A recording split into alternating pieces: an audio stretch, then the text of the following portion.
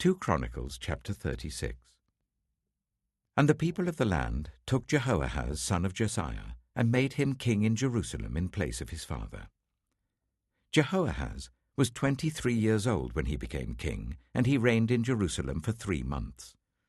The king of Egypt dethroned him in Jerusalem, and imposed on Judah a levy of 100 talents of silver and a talent of gold.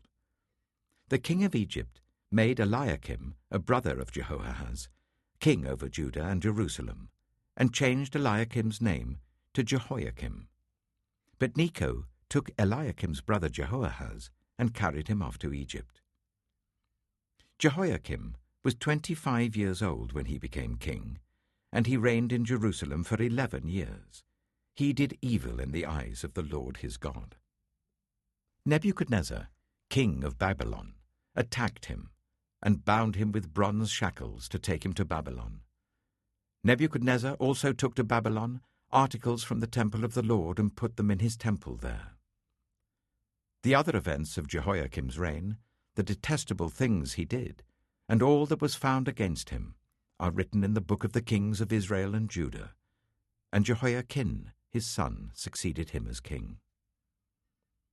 Jehoiakim was 18 years old when he became king, and he reigned in Jerusalem for 3 months and 10 days.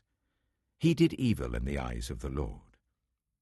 In the spring, King Nebuchadnezzar sent for him, and brought him to Babylon, together with articles of value from the temple of the Lord. And he made Jehoiakim's uncle Zedekiah king over Judah and Jerusalem. Zedekiah was 21 years old when he became king, and he reigned in Jerusalem for 11 years. He did evil in the eyes of the Lord his God, and did not humble himself before Jeremiah the prophet, who spoke the word of the Lord. He also rebelled against King Nebuchadnezzar, who had made him take an oath in God's name. He became stiff-necked and hardened his heart, and would not turn to the Lord, the God of Israel. Furthermore, all the leaders of the priests and the people became more and more unfaithful, following all the detestable practices of the nations and defiling the temple of the Lord, which he had consecrated in Jerusalem. The Lord, the God of their ancestors, sent word to them through his messengers again and again, because he had pity on his people and on his dwelling place.